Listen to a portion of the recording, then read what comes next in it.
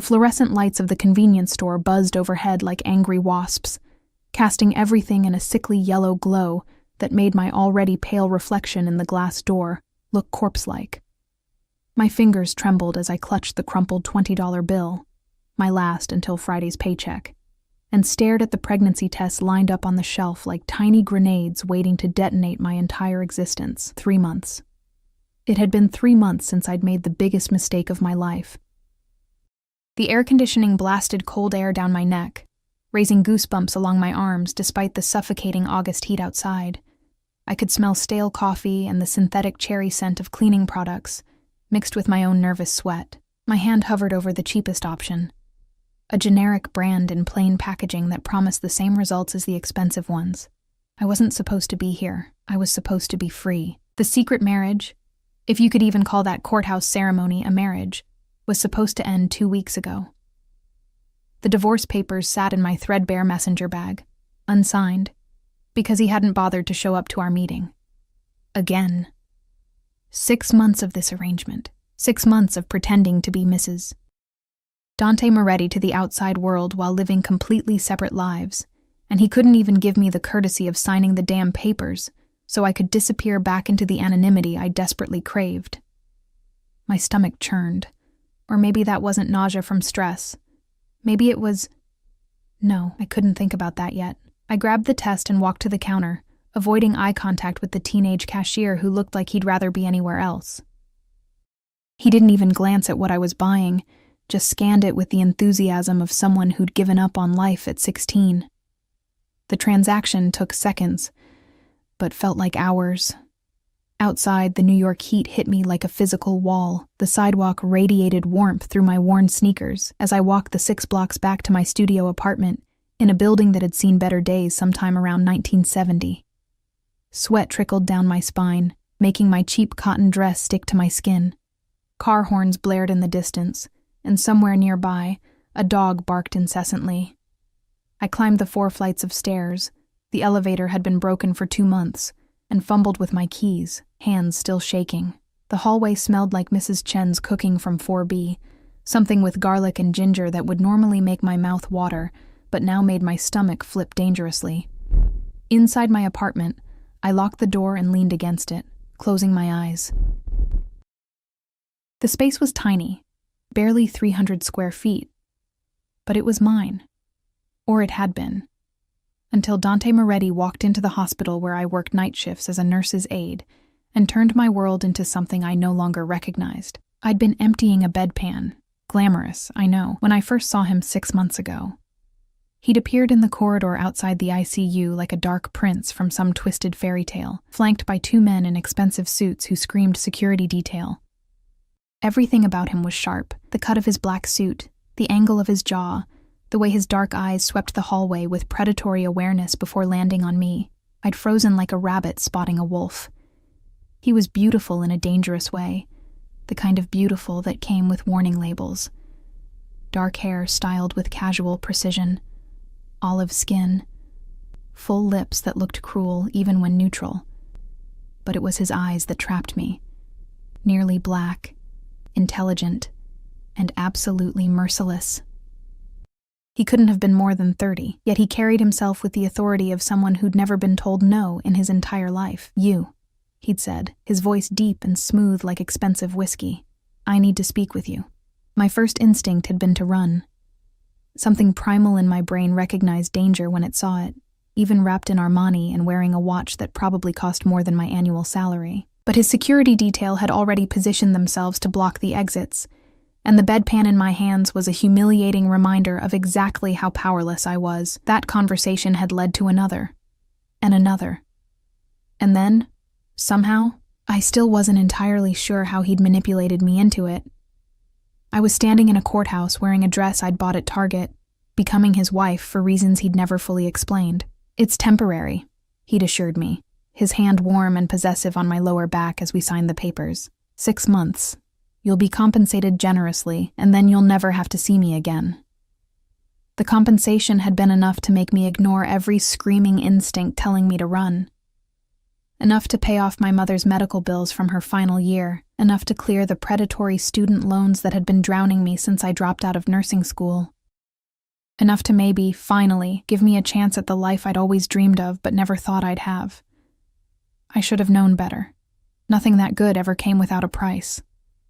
Now, standing in my bathroom with its cracked tile and rust-stained sink, I unwrapped the pregnancy test with hands that wouldn't stop shaking. The instructions blurred before my eyes. 3 minutes. I just had to wait 3 minutes to find out if my life was about to become infinitely more complicated. I set the test on the edge of the sink and paced the tiny bathroom. 3 steps in one direction, 3 steps back. The walls felt like they were closing in. My reflection in the medicine cabinet mirror showed a stranger, a 24-year-old woman with dark circles under her green eyes, auburn hair pulled into a messy bun, wearing a dress that had been washed so many times the pattern was fading.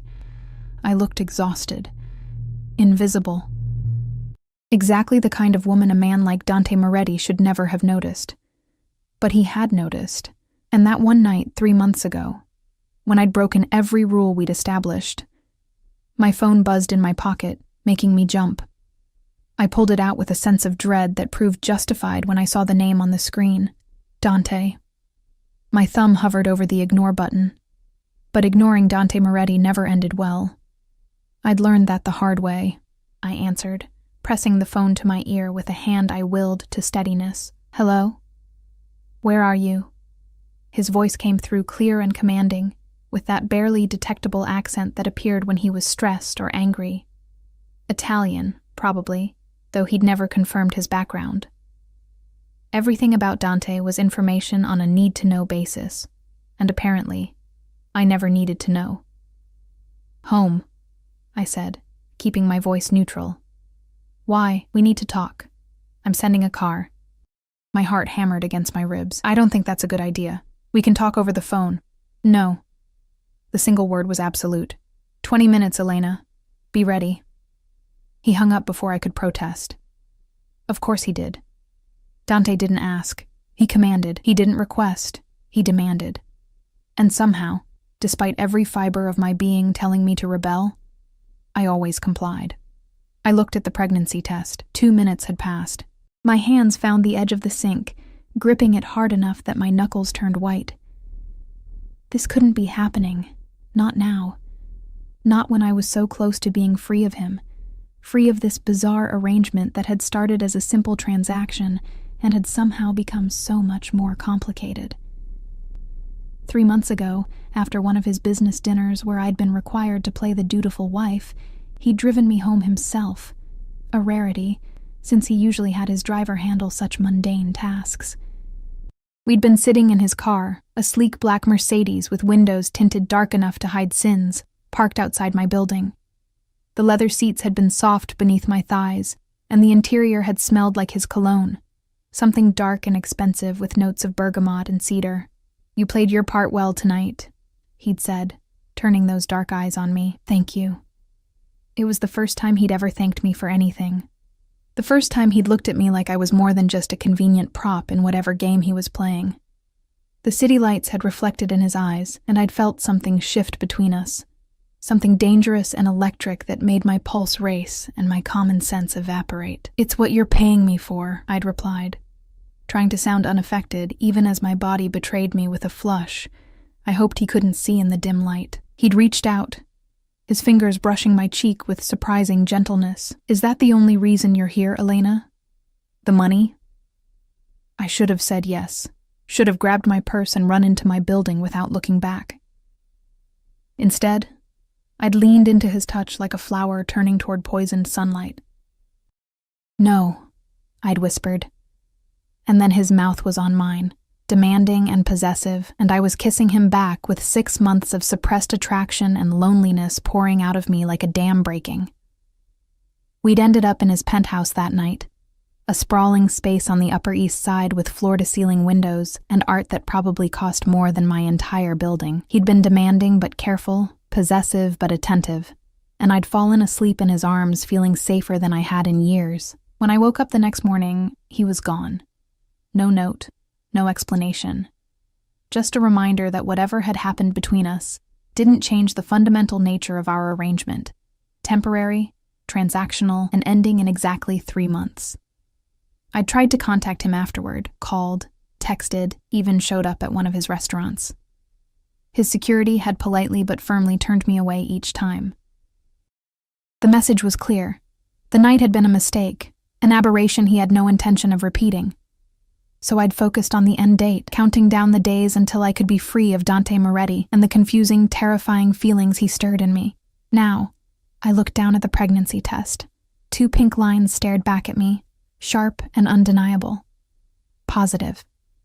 The air left my lungs in a rush, the bathroom tilted, and I had to sit down on the edge of the tub before my legs gave out completely. This wasn't possible. We'd used protection. We'd been careful. Except, my mind raced back to that night, to the second time when we'd been half asleep and desperate for each other, when maybe we hadn't been as careful as we should have been. God, what had I done? A car horn honked outside. 3 sharp blasts that I recognized as the signal Dante's driver used. 20 minutes, he'd said. Apparently his driver made good time. I stood on shaking legs, the positive test clutched in my hand like evidence of a crime. What was I going to do? Tell him? Hide it? Disappear? Each option seemed equally impossible. My phone buzzed again. Another text from Dante. Car is waiting. Don't make me come up there. The implied threat in those words made my stomach clench. Dante didn't make empty threats. If I didn't go down willingly, he'd send his security to collect me, and my neighbors would have questions I couldn't answer.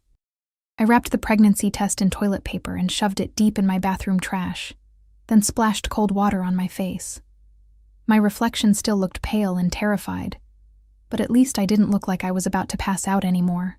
The elevator was still broken, so I took the stairs down on legs that felt disconnected from my body. Each step echoed in the concrete stairwell, counting down to whatever confrontation awaited me. My mind spun with possibilities, none of them good. Outside, the black Mercedes idled at the curb, sleek and predatory among the beaten-up Hondas and Toyotas that lined my street. The back door opened as I approached, and I caught a glimpse of expensive leather interior before climbing in. Dante sat in the far corner of the back seat, one arm draped casually along the seat back, looking like he owned the world. He probably did, or at least the parts of it that mattered. Tonight he wore a charcoal suit that fit him like it had been painted on. His shirt open at the collar, revealing a glimpse of the tattoo I knew snaked across his chest, something in Italian I'd never dared ask about.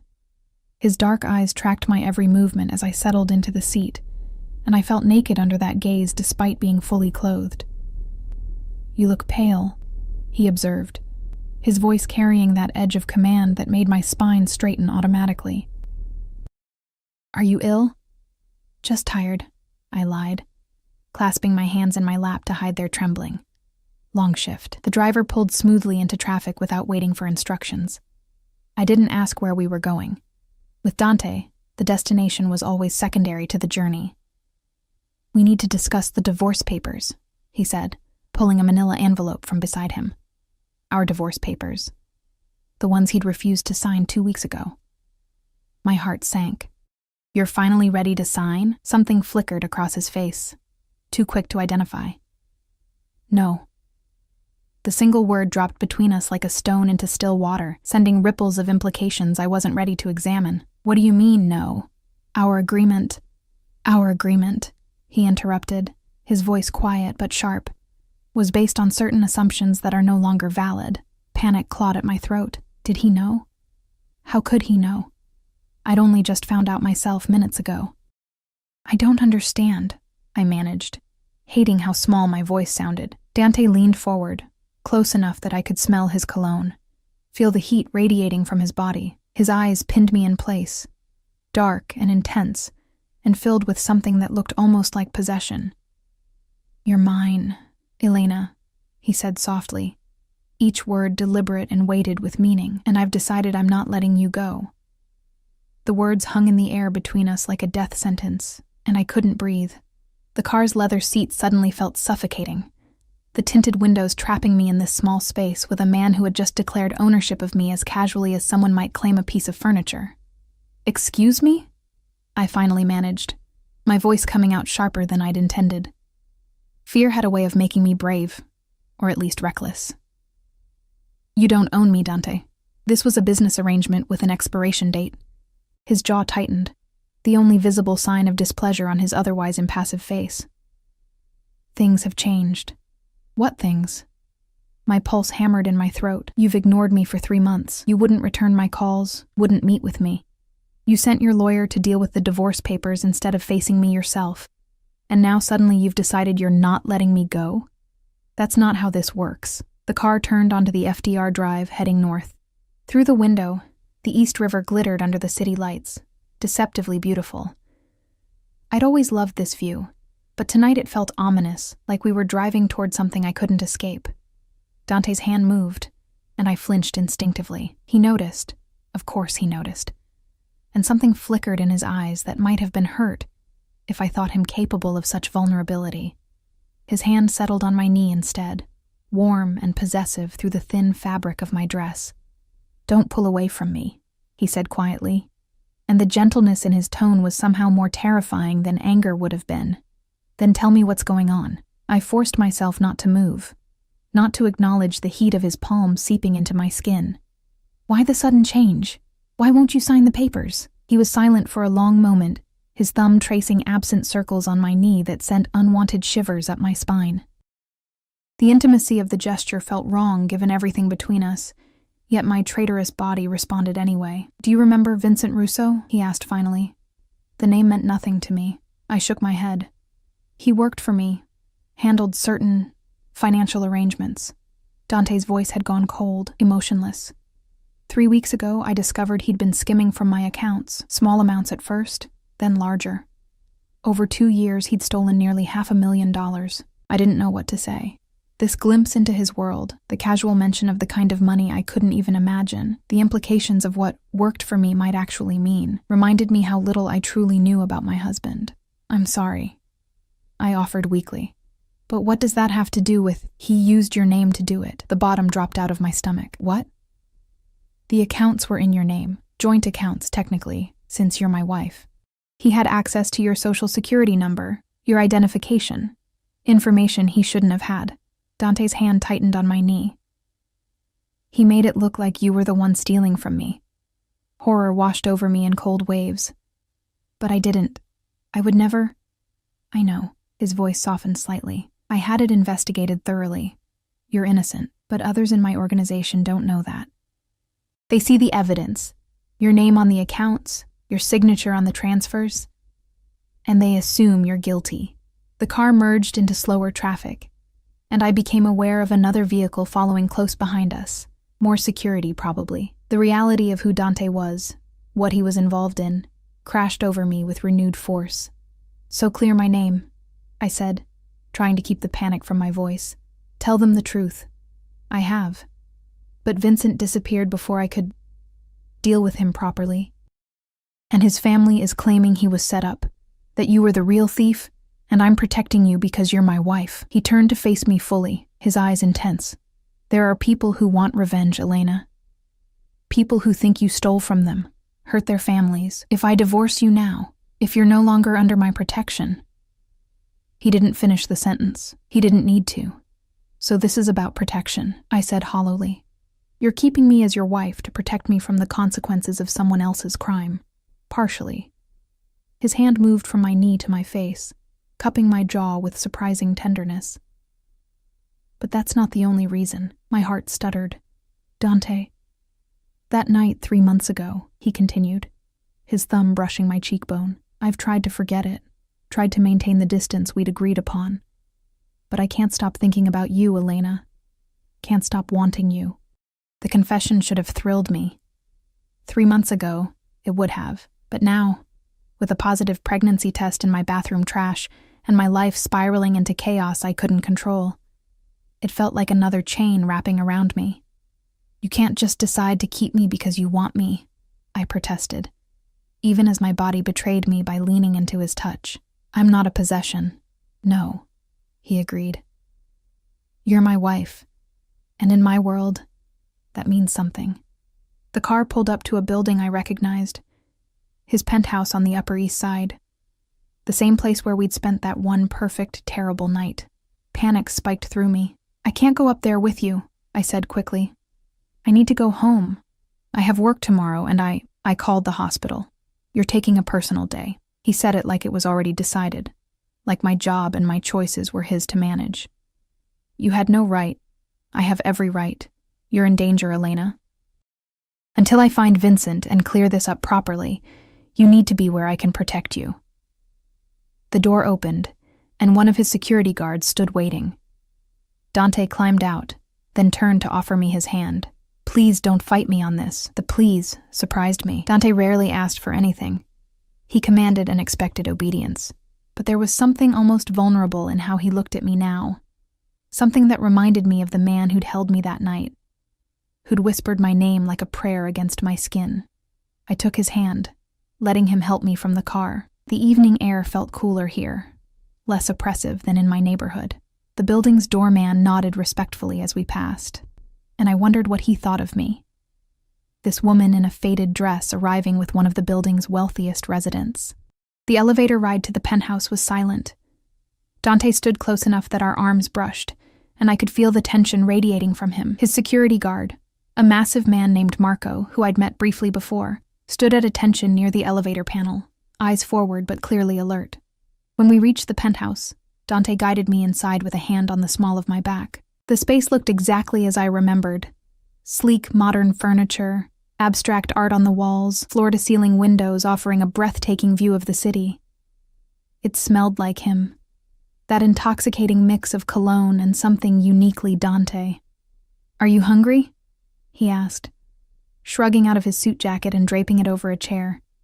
The gesture was so domestic, so normal, that it made my chest ache. No. The lie was automatic. I hadn't eaten since breakfast, too nervous about taking the pregnancy test to stomach food, but accepting anything from him right now felt dangerous. He saw through it immediately. "When did you last eat?" "I'm fine, Dante." "That's not what I asked."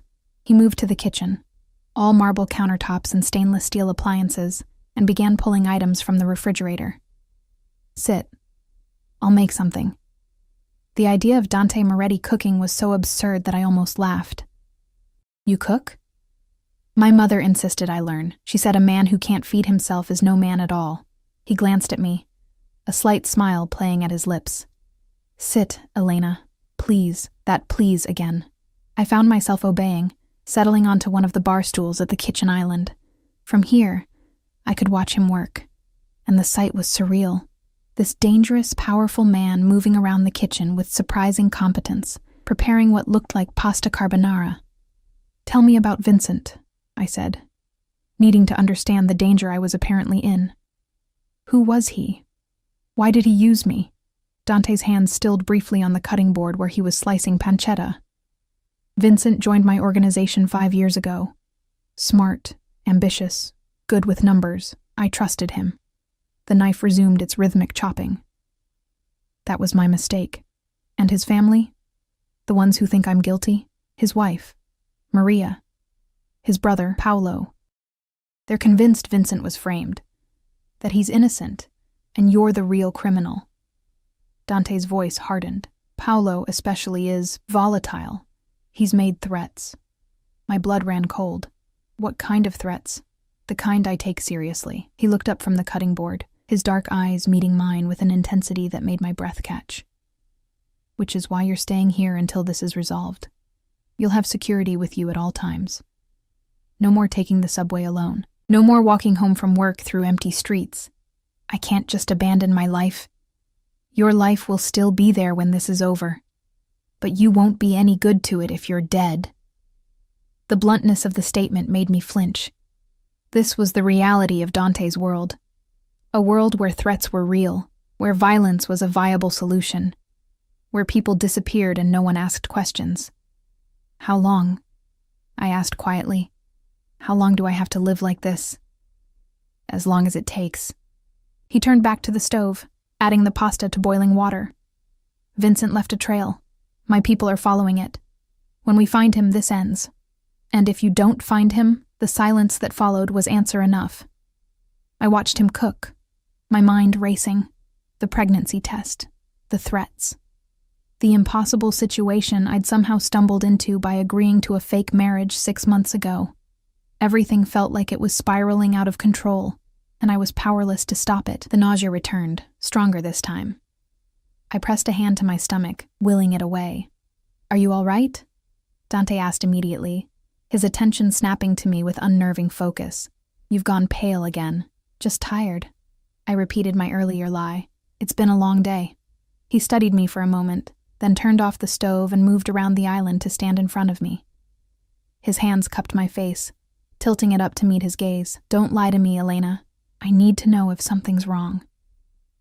The irony wasn't lost on me, him demanding honesty while keeping me in the dark about so much of his life. But the concern in his eyes seemed genuine, and I felt my resolve weakening.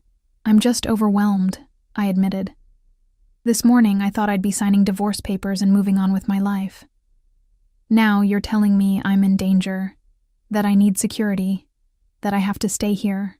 I trailed off, unable to voice the biggest revelation of all.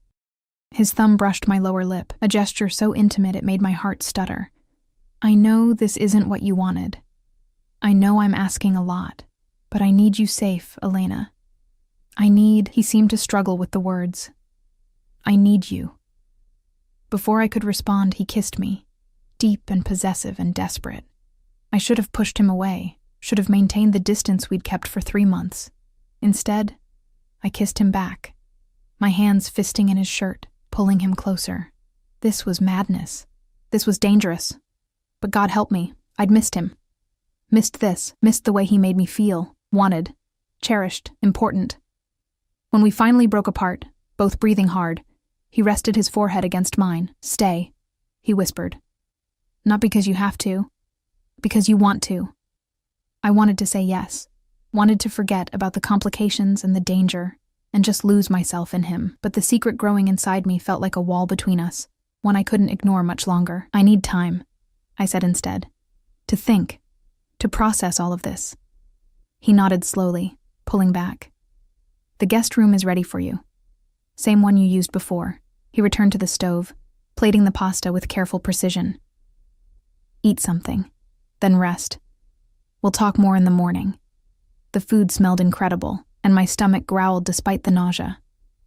I forced myself to eat, aware of Dante watching me with those intense dark eyes, cataloging every movement. After dinner, he showed me to the guest room, a luxurious space with a king-sized bed and an ensuite bathroom. He lingered in the doorway, clearly reluctant to leave. "If you need anything, I know where to find you," I finished. He nodded, but still didn't move. "Elena, yes?" "I meant what I said earlier. You're mine, and I protect what's mine." The possessiveness in his voice should have frightened me. Instead, it sent a warm shiver down my spine, dangerous and intoxicating. When he finally left, closing the door softly behind him, I collapsed onto the bed, my mind spinning. Tomorrow I would figure out what to do about the pregnancy.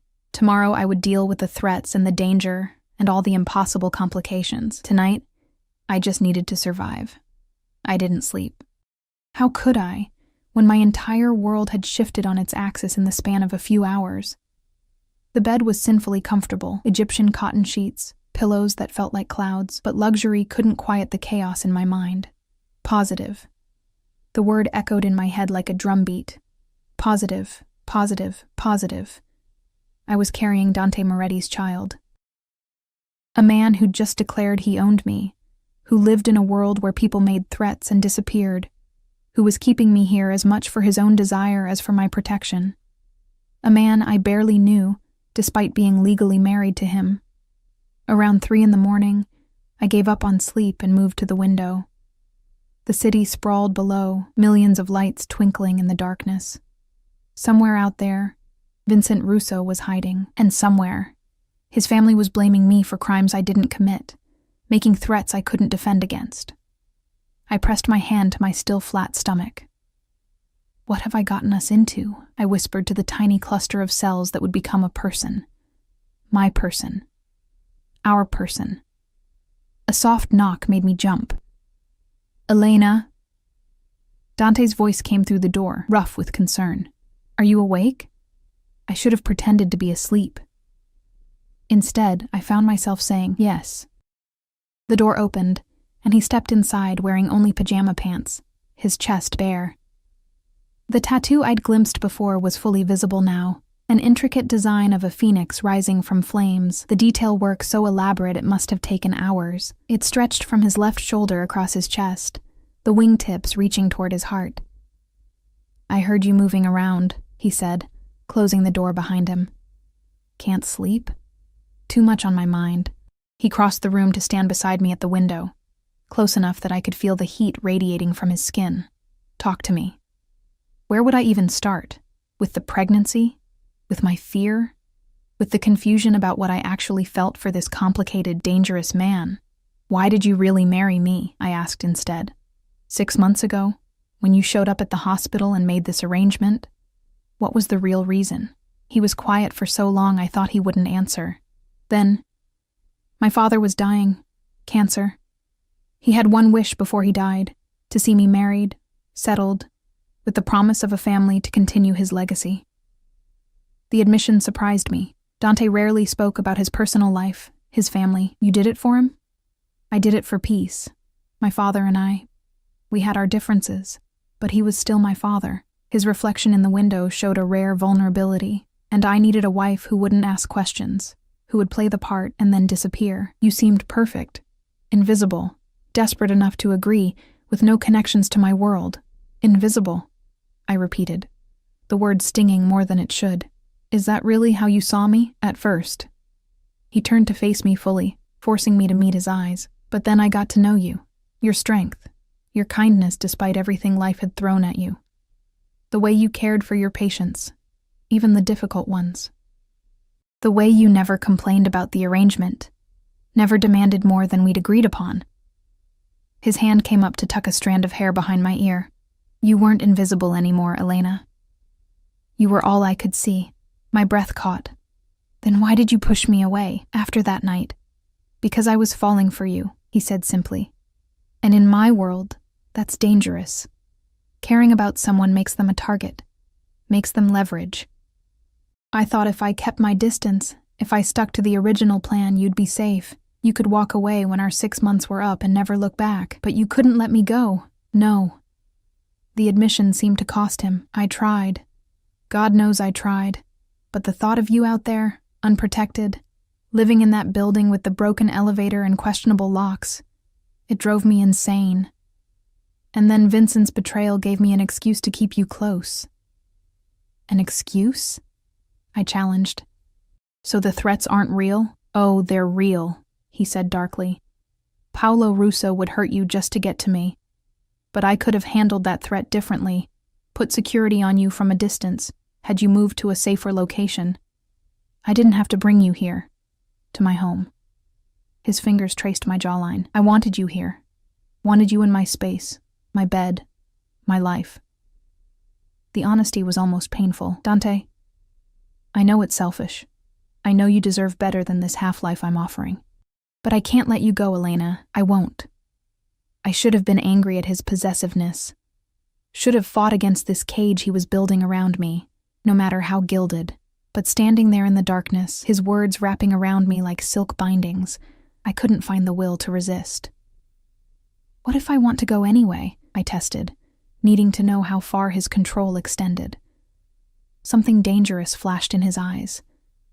"Then I'd convince you to stay." And if I couldn't be convinced, his hand moved to the back of my neck, possessive and firm. "I'd keep you here anyway, make you understand that you belong with me. To me." He leaned closer, his breath warm against my lips. "I'd show you every day, every night, until you couldn't imagine being anywhere else." It should have terrified me. Instead, heat pooled low in my belly, and I hated myself for it. "That's kidnapping. Call it what you want." His mouth hovered just above mine, not quite touching. "But you're mine, Elena. The sooner you accept that, the easier this will be." "You're insane," I breathed. "Probably." Then he kissed me, and coherent thought became impossible.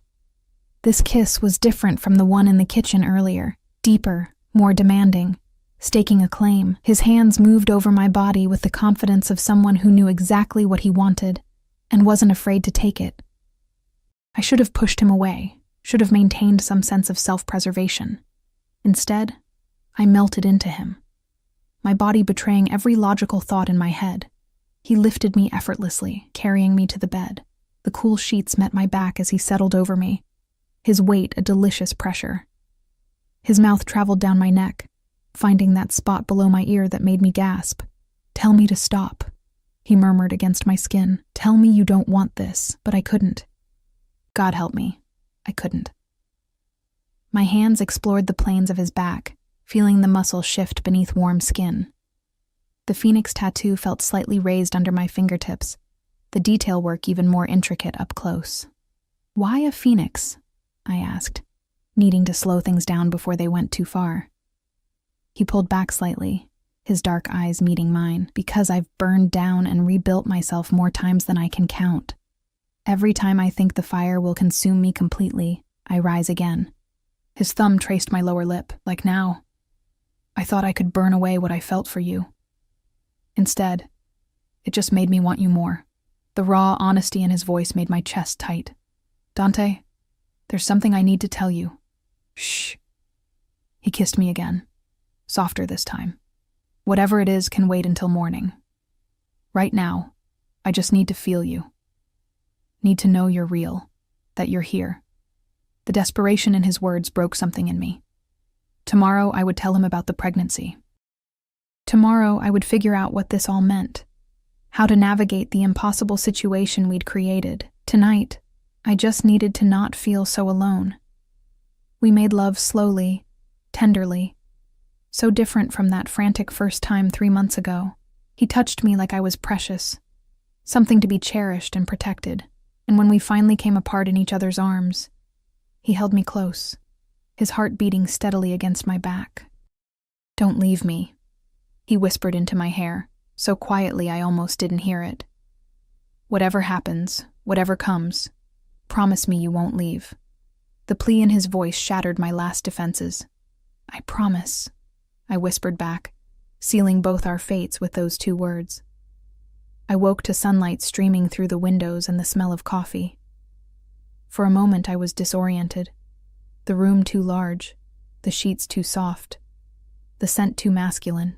Then memory crashed back, and I sat up quickly, the sheet clutched to my chest. Dante stood by the window, already dressed in another perfectly tailored suit, this one charcoal gray. He held a phone to his ear, speaking in rapid Italian. When he noticed I was awake, he ended the call and turned to me with a slight smile. "Good morning." He crossed to the bed, sitting on the edge. "How do you feel?" "Pregnant," I thought, terrified, confused. "Fine," I said instead. His eyes narrowed slightly. He knew I was lying, but chose not to press. "I had some clothes brought in for you.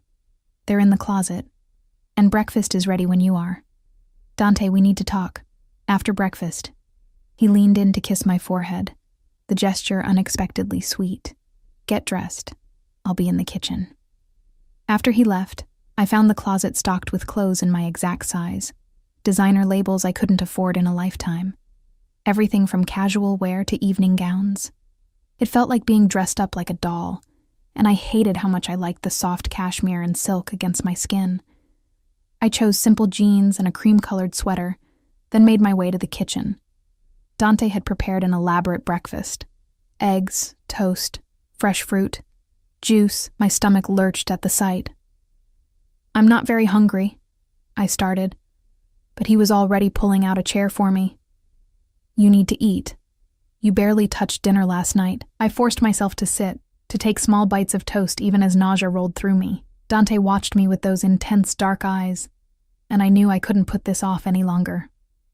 "There's something I need to tell you," I began, setting down my fork with trembling hands. Before I could continue, his phone rang. He glanced at the screen and his expression darkened. "I need to take this. Don't move." He stepped into another room, and I could hear his voice rising, angry Italian echoing through the penthouse. When he returned, his face was a mask of cold fury. "They found Vincent," he said flatly. "Or rather, they found his body. He's been dead for 2 weeks." The toast turned to ash in my mouth. "Dead?" "Someone got to him before we could, which means—" He stopped abruptly, his jaw clenching. "Which means what?" His eyes met mine, and I saw genuine fear there for the first time. Which means whoever killed him might come after you next. If they think you were involved, if they think you know something, he pulled out his phone, barking orders to someone. We need to move you somewhere safer, now. Dante, wait. I stood, desperate to tell him about the pregnancy before everything spiraled further out of control. That's when the windows exploded inward in a shower of glass. The world erupted into chaos. Dante's body slammed into mine, taking me to the ground as glass rained down around us. The air filled with the sharp crack of gunfire, bullets punching through walls and shattering the carefully curated stillness of the penthouse. My ears rang, and I couldn't tell if I was screaming or if that sound was coming from somewhere else entirely. "Stay down!" Dante's voice cut through the noise, commanding and harsh. His body covered mine completely, a human shield between me and whatever hell had just broken loose. More gunfire, shouting in Italian, the heavy thud of footsteps as his security team rushed in from wherever they'd been stationed. My heart hammered so violently I thought it might break through my ribs. Then, as suddenly as it had started, everything went silent. Dante pulled back slightly, his hands running over me frantically.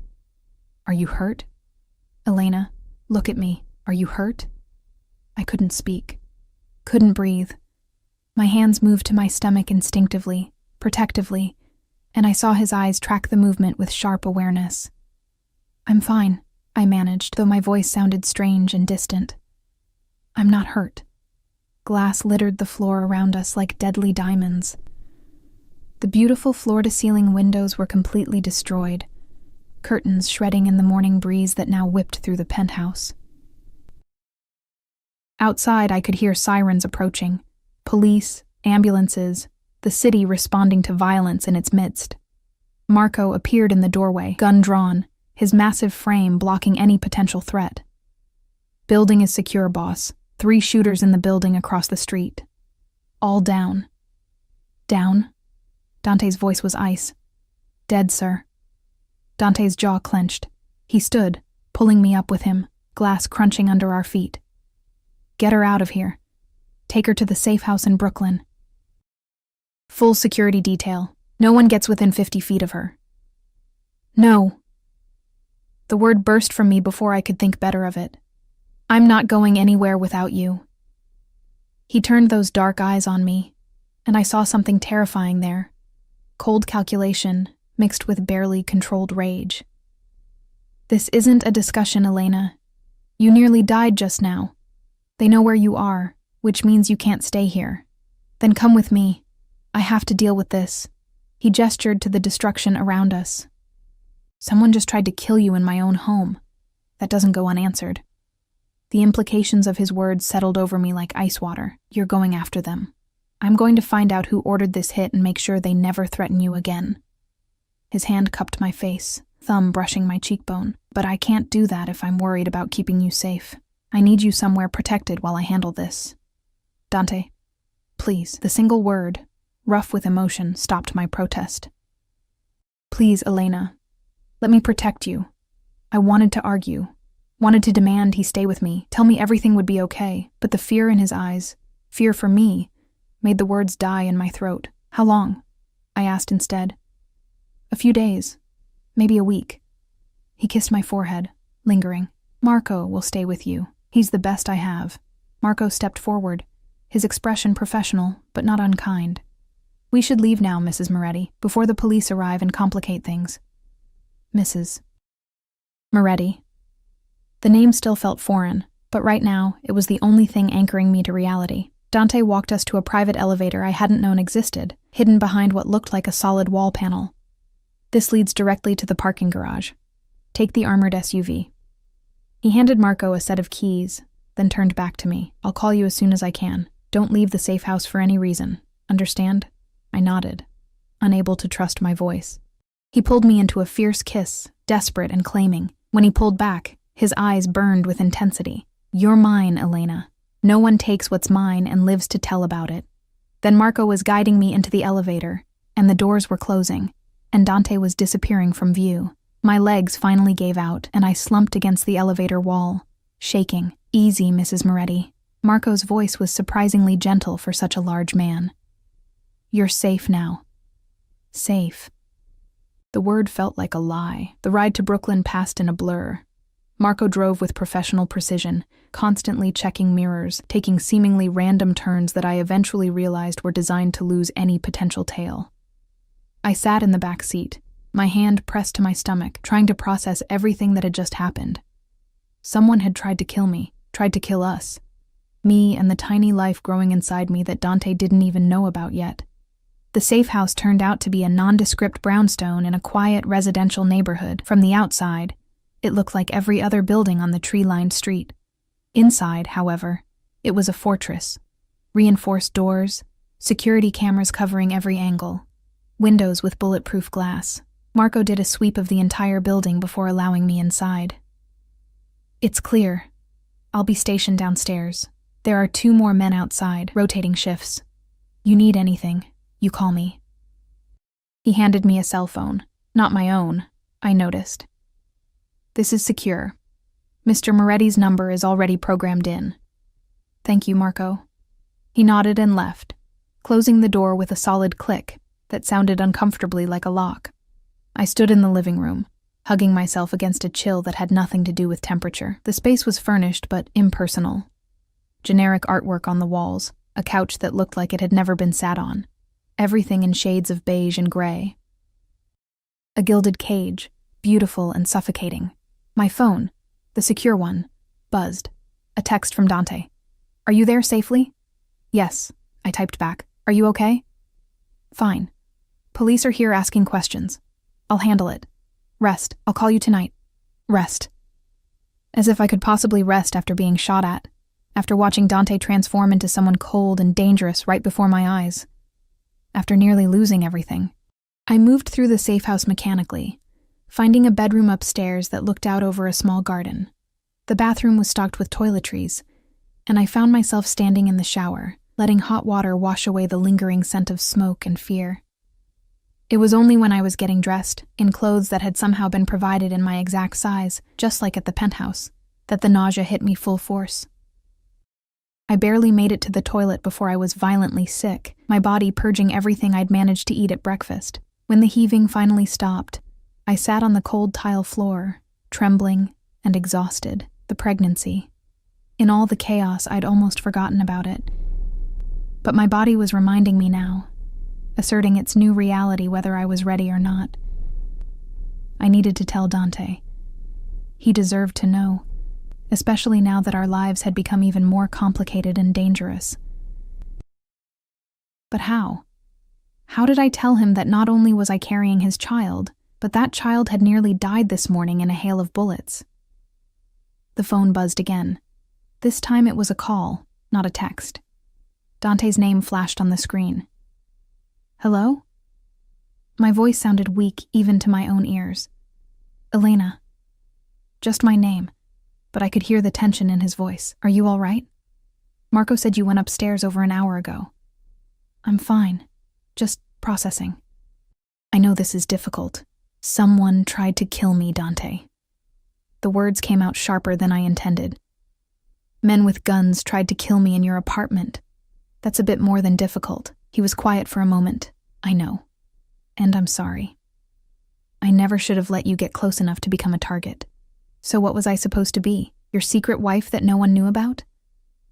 How would that have even worked? I don't know," he admitted. And the honesty in his voice surprised me. "I didn't think this through. I wanted you, and I took you, and I didn't consider the consequences. Well, we're living with them now." I closed my eyes, leaning my head against the bathroom wall. "Who do you think ordered the hit?" "I have my suspicions. Paolo Russo is at the top of the list. Vincent's brother. He's been vocal about wanting revenge for Vincent's death, and he still believes you were involved in the theft." "But I wasn't! And Vincent's death has nothing to do with me." "Logic doesn't matter to a man who's lost his brother. He wants someone to blame, and you're an easy target." Dante's voice hardened. "But I'm going to find him. I'm going to make him understand that coming after you was a fatal mistake."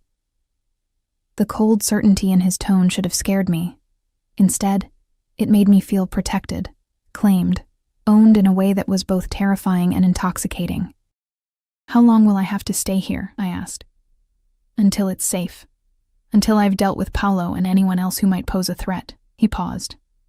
"I know you hate this. I know you feel trapped, but I need you alive, Elena. I need you safe." "Why?" The question escaped before I could stop it. "Why does it matter so much? We barely know each other. This marriage was supposed to be temporary, fake. It stopped being fake the moment I touched you." He interrupted, his voice rough. "The moment I tasted you, felt you beneath me, heard you say my name like a prayer. You became real to me, Elena. Essential. And I will burn down this entire city before I let anyone take you from me." The declaration should have felt excessive, dramatic, but I heard the truth in his words. Felt the weight of his obsession wrapping around me like chains. "I'm scared," I whispered. "I know." His voice softened. "I'm scared too. I've never been scared before, not like this. But you've made me vulnerable, made me care about something more than power and control, and that's terrifying." We sat in silence for a moment, connected only by the phone line, but feeling closer than we had in months. "Dante?" "Yes?" "There's something I need to tell you, something important." I heard tension creep back into his voice. "What is it? Are you hurt? Did Marco—" "No, nothing like that. It's just—" I took a deep breath, gathering courage. An explosion rocked the building. The phone flew from my hand as I was thrown against the bathroom wall. Plaster rained down from the ceiling, and somewhere downstairs I heard Marco shouting. The lights flickered and died, plunging everything into shadows. "Elena!" Dante's voice came tinny and distant from where the phone had landed. "Elena, what's happening?" I crawled across the floor, glass and debris cutting my hands, and grabbed the phone. "I don't know, there was an explosion. Get out of there, now." "Marco will—" Gunfire erupted downstairs. Not the sharp crack from this morning, but the sustained rattle of automatic weapons. Marco's voice rose in a shout, then cut off abruptly. Terror turned my blood to ice. "Marco's not answering," I whispered. "Dante, I think they're inside. Hide, right now. Bathroom, closet, anywhere they won't look first." His voice was pure command, cutting through my panic. "I'm on my way. 10 minutes. Just hide and stay quiet." I heard footsteps on the stairs, heavy boots, multiple people. They weren't trying to be quiet. "They're coming," I breathed.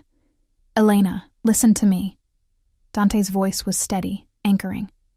"Whatever happens, fight, bite, scratch, scream. Make them work for every inch. I'm coming for you. I will find you. Do you understand?" "Yes, good girl. Now hide. And remember, you're mine. No one else's. Mine." The footsteps reached the landing. I ended the call and slipped the phone into my pocket, then scrambled into the bedroom closet, pulling the door shut just as I heard them kick open the bathroom door. Male voices, speaking in Italian. Rough laughter. The sound of furniture being overturned. My hand moved to my stomach again, protective and desperate. I pressed my other hand over my mouth, trying to silence my ragged breathing. The closet door flew open. A man stood there, gun in hand, a cruel smile spreading across his scarred face. "Found you, Mrs. Moretti." The man reached for me, and instinct took over. I lunged forward, driving my knee into his groin with every ounce of strength I had. He doubled over with a grunt of pain, and I shoved past him, running for the bedroom door. I made it 3 steps before his hand closed around my ankle, sending me crashing to the floor. Pain exploded through my shoulder as I hit the hard wood, but Dante's words echoed in my mind. Fight, bite, scratch, scream. I screamed, loud and long and primal, twisting to claw at the man's face. My nails found purchase, dragging bloody furrows down his cheek. He cursed viciously in Italian, releasing my ankle to cover his wounded face. I scrambled to my feet and ran. The hallway seemed impossibly long. Behind me, I heard him shouting to his companions, heard more boots pounding up the stairs. My lungs burned, my heart hammered, and all I could think was protect the baby, protect the baby, protect the baby. I reached the stairs just as two more men appeared at the bottom. They were both massive, dressed in dark tactical gear, faces hidden behind masks. One raised his gun, pointing it directly at my chest. "Don't move, Mrs. Moretti." I froze, hands instinctively moving to shield my stomach. The man I'd wounded staggered out of the bedroom behind me, blood streaming down his face, fury in his eyes. "Putana!" he spat, advancing on me. "You're going to pay for that. Touch her, and Paolo will kill you himself," one of the masked men said sharply. "He wants her alive and unmarked." Those were his orders. Paolo, Vincent's brother, the man who blamed me for his brother's death, who'd sent these men to take me, who probably wanted to make me suffer before ending my life. The wounded man glared but stepped back, still covering his bleeding face. "Then let's get her out of here before Moretti arrives. He'll have half his army on the way." One of the masked men pulled out zip ties. "Hands behind your back. Don't fight. And this goes easier for everyone." Every fiber of my being screamed at me to run, to fight, to do anything but comply. But I was outnumbered, outgunned, and most importantly, I was pregnant. Fighting might get me killed, might get my baby killed. Compliance might buy me time until Dante arrived. I put my hands behind my back, hating the feeling of helplessness as the plastic bit into my wrists.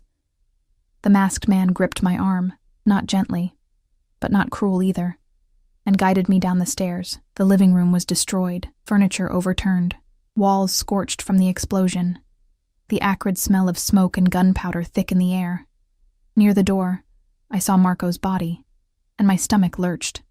He'd been assigned to protect me, and he'd died trying. "Don't look," the man holding my arm said quietly, almost kindly. "Just keep moving."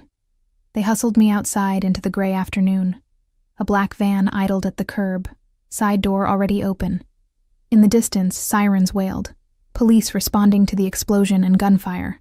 But they wouldn't arrive in time. I was shoved into the van, landing hard on the metal floor. The door slammed shut, and we were moving before I could even sit up. The wounded man climbed in back with me, still glowering, while the other two sat up front. "How long to the warehouse?" the driver asked. 20 minutes if traffic cooperates." 20 minutes. That's how long I had before we reached wherever Paolo Russo was waiting. 20 minutes to figure out how to survive this, how to protect my baby, how to get back to Dante. My phone was still in my pocket. If I could just... The wounded man noticed my movement and yanked the phone from my pocket, sneering. "Looking for this?" He rolled down the window and threw it out into traffic. "No rescue calls, Mrs. Moretti. You belong to Paolo now." Belong. That word again, but this time it carried only menace. I tried to slow my breathing, tried to think rationally despite the terror coursing through me. Paolo wanted me alive, at least for now. That meant I had time to talk, to explain, to make him understand I had nothing to do with his brother's theft or death. The van wove through Brooklyn, taking back roads and alleys I didn't recognize. My mind kept circling back to Dante, to the fury and fear I'd heard in his voice over the phone. He was coming for me. I believed that with absolute certainty. The question was whether he'd arrive in time. Finally, the van pulled into what looked like an abandoned industrial complex. Rusted warehouses and empty loading docks, the kind of place where screams would go unheard. My throat tightened with fresh fear. They pulled me roughly from the van. My legs had gone numb from sitting awkwardly, and I stumbled. The wounded man grabbed my arm hard enough to bruise, hauling me upright. "Move." The warehouse interior was exactly what I'd expected. Vast, empty, cold. Dim light filtered through grimy windows high above. In the center of the space, a single chair sat beneath a hanging bulb, and standing beside it was a man who could only be Paolo Russo. He was younger than I'd imagined, maybe early 30s, with Vincent's same dark eyes and sharp features. But where Vincent had apparently been clever and calculating, Paolo radiated barely controlled rage. He watched my approach with cold assessment, like a scientist observing an insect he was about to dissect. "Mrs. Moretti."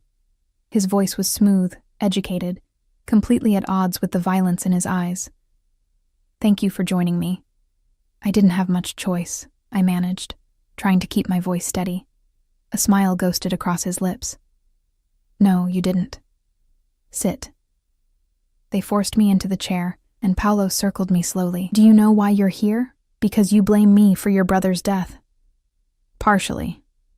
He stopped in front of me, hands clasped behind his back, but mostly because you're Dante Moretti's weakness, and I'm going to use you to destroy him. Ice flooded my veins. I don't understand. Vincent didn't steal from Dante. Paolo interrupted. He was framed. Set up by Dante himself to justify getting rid of him. My brother discovered something he shouldn't have. Evidence of Dante's involvement in the Castellano family murders last year. He was going to expose Dante, so Dante had him killed and made it look like a thief getting his comeuppance. The words didn't make sense. Dante had said Vincent betrayed him, had stolen from him. But Paolo's conviction was absolute, his grief and rage palpable. I don't know anything about that, I said carefully. I'm just his wife? Paolo laughed bitterly. Don't play innocent with me. You're his puppet, his cover, the wholesome face he shows the world to hide the monster underneath. But I'm going to use you to draw him out, make him vulnerable. And then I'm going to kill him the same way he killed my brother, with a bullet to the head while he's defenseless. Understanding dawned with sickening clarity. I wasn't just a victim of mistaken identity or misplaced revenge. I was bait in a trap designed to destroy Dante. He won't come alone, I said, grasping for anything that might delay whatever Paolo had planned. He'll bring his entire organization. You'll be outnumbered. I'm counting on it. Paolo smiled, and it was terrifying. I've already leaked your location to 3 other families who have grievances with Dante. They're on their way now, eager for a chance to take down the great Dante Moretti when he's distracted trying to save his precious wife. He'll walk into an ambush, and by the time he realizes what's happening, it'll be too late. The trap was brilliant and ruthless. Dante would come for me. I knew he would. And he'd be walking into a coordinated attack from multiple enemies. He might be powerful, but he wasn't invincible. Not against those odds. Please, I said, abandoning pride. I'm pregnant. The words fell into silence like stones into water. Paolo's eyes widened slightly, the first crack in his cold facade. What? I'm pregnant with Dante's child. Whatever you think I've done, whatever revenge you want, this baby is innocent. Please don't hurt my baby. For a long moment, Paolo just stared at me. Then his expression hardened again. All the more reason for Dante to come running. All the more reason for him to be reckless, emotional. You've just made my trap even better. Despair threatened to overwhelm me, but I forced it down. I had to stay calm, had to think. For my baby, I had to survive this. Time crawled past. Paolo's men positioned themselves throughout the warehouse, setting up what looked like a killing field. They placed explosive charges at strategic points, positioned weapons, created cover. They were preparing for war, and then I heard it. The distant rumble of engines, multiple vehicles approaching fast. Paolo's smile widened. Right on time. Your husband is nothing if not predictable. The warehouse doors exploded inward.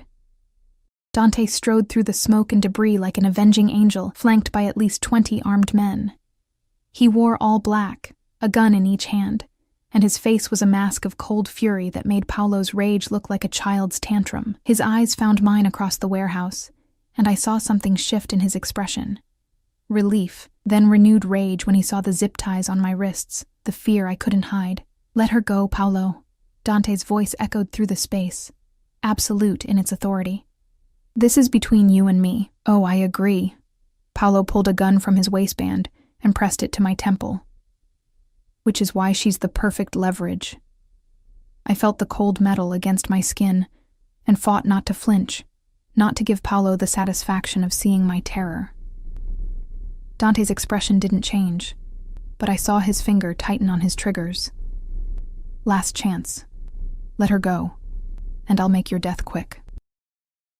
Bold words from a man whose wife is one trigger. Pull away from having her brains decorating this floor. Paolo's voice remained calm, but I felt the tremor in his hand, the barely suppressed violence. Drop your weapons, all of you, or watch her die. For 3 heartbeats, nobody moved. The warehouse held its breath. Then Dante lowered his guns and dropped them to the concrete with a clatter that seemed impossibly loud. His men followed suit, weapons falling like rain. "Good," Paolo said. "Now!" The gunshot was deafening. Paolo's body jerked, and the gun fell from his hand as he collapsed to the concrete. Behind him stood one of his own men, the wounded one I'd clawed earlier, gun still smoking. "Sorry, boss," the man said to Dante, pulling off his mask to reveal a face I recognized from the penthouse, one of Dante's inner circle. Had to wait for the right moment, Dante's trap. Paolo had been so focused on setting his own that he'd missed the mole in his organization. Chaos erupted. Paolo's remaining men opened fire, and Dante's crew dove for their weapons. I threw myself sideways out of the chair, rolling behind a concrete pillar as bullets sparked off metal and punched through walls. Then Dante was there, cutting through my zip ties with a knife, pulling me against his chest. "Are you hurt?" "No, but Dante, we need to move, now." He half carried, half dragged me toward a side exit as the gunfight raged behind us. Outside, more of his men waited with armored vehicles. He shoved me into the back of an SUV and climbed in after me, and we were moving before the door was even fully closed. Only when we were blocks away, when the sounds of gunfire had faded, did he finally pull me into his arms properly. His hands ran over me frantically, checking for injuries, and I realized he was shaking. "I thought I'd lost you," he said hoarsely into my hair. "When they took you, when I couldn't get there in time, I'm okay," I assured him, my own hands fisting in his shirt. "I'm okay." He pulled back just enough to look at me, his dark eyes burning with intensity. "You said something on the phone, before the explosion. You said you needed to tell me something important." My hand moved to my stomach, and his eyes followed the gesture. Understanding dawned across his features, followed by something that looked like wonder. "You're pregnant." It wasn't a question. "Yes." Tears finally spilled down my cheeks. "I found out yesterday. I was trying to tell you when..." He kissed me, deep and desperate and claiming, pouring everything he felt into that connection. When we finally broke apart, both breathing hard, he rested his forehead against mine. "A baby," he whispered. "Our baby. Are you..." I couldn't finish the question, too afraid of the answer. "Happy?" He laughed, the sound rough but genuine. "Elena, I've spent 6 months trying to convince myself I didn't want forever with you, that I could let you go when our contract expired. But you've been mine from the moment I saw you. And now you're carrying my child." His hand covered mine on my stomach, possessive and protective. "You're not leaving me. Ever. I won't allow it. That's not really how it works. That's exactly how it works. You're my wife, the mother of my child, and I love you." The declaration stopped my protest cold. "What?" "I love you," he repeated, his eyes never leaving mine. "I've loved you since that night 3 months ago. Maybe longer. I've just been too stubborn and too scared to admit it. But almost losing you today, knowing someone had their hands on you, threatened our baby," his jaw clenched. "I can't do this halfway anymore, Elena. I need all of you. Your heart, your soul, your future. Everything." Joy and terror warred in my chest. "This is insane. This We barely whole know each situation other." is completely insane," he agreed. "Completely irrational. But I don't care. Do you love me?" The question hung between us, demanding honesty. I thought about lying, about protecting myself from the intensity of what he was offering, but I was so tired of being afraid, of hiding, of pretending I didn't feel what I felt. "Yes," I whispered. "God help me, yes. I love you." His smile was devastating. "Then marry me." Again, not a courthouse arrangement, For real this time. but a real wedding, a real marriage, a real life together. We're already married, not the way I want. I want you in white, in front of everyone who matters, choosing me the same way I'm choosing you. Say yes, Elena. I looked at this complicated, dangerous, possessive man who'd turned my life upside down, who'd killed for me, fought for me, nearly died for me, who was looking at me now like I was his entire world. "Yes," I said, and sealed both our fates with a kiss. 6 months later, the church was filled with white roses and candlelight. exactly as I'd always imagined. My dress was Vera Wang, excessive and beautiful and everything I'd never thought I'd have. Dante stood at the altar in a black tuxedo, looking devastating and watching me walk down the aisle like I was the only person in the world. My hand rested on my swollen belly. 5 months along now, healthy and growing. Our daughter. The ultrasound had revealed. A little girl who would have her father's dark eyes and stubborn streak, if the way she kicked was any indication. When I reached him, Dante took my hands in his touch warm and steady. "You're beautiful," he murmured, for my ears only. "You're biased," I whispered back. "Completely."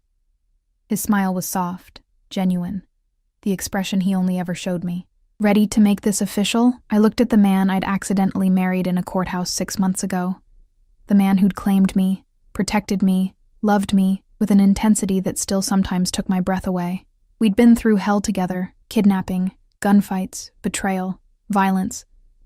But we'd also built something real, something lasting, something worth fighting for. "I've been ready," I said. The ceremony was perfect. Traditional and romantic, and filled with people who actually mattered. Friends from the hospital, Dante's family, even some of his associates who'd become oddly protective of me over the past months. When Dante slid the new ring onto my finger, diamonds and platinum, so different from the simple band we'd used before, I felt the difference. This was real.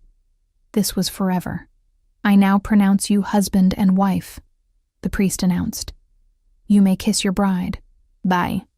Dante pulled me close, one hand cradling my face, the other resting protectively on our daughter. The kiss was tender, promising, filled with all the love we'd found in the chaos.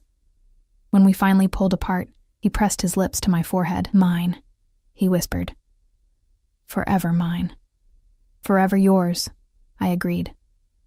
We walked back down the aisle together, past smiling faces and scattered rose petals, toward a future we'd fought for and earned. It wouldn't be easy. Dante's world was still dangerous, still complicated, but we'd face it together, bound by love and choice and the tiny life growing between us. As we stepped out into the sunlight, rice raining down around us, Dante pulled me close and whispered against my hair, "No regrets?" I looked up at him, at this beautiful, dangerous man who'd turned my invisible life into something extraordinary. "Not a single one," and I meant it. Our story had started with a secret marriage born of convenience and desperation. It had survived betrayal, violence, and threats, but it had also bloomed into something real, something worth keeping. I was Elena Moretti, wife, mother-to-be, and utterly, completely, irrevocably in love with the man who'd claimed me as his own. And that was exactly how I wanted it.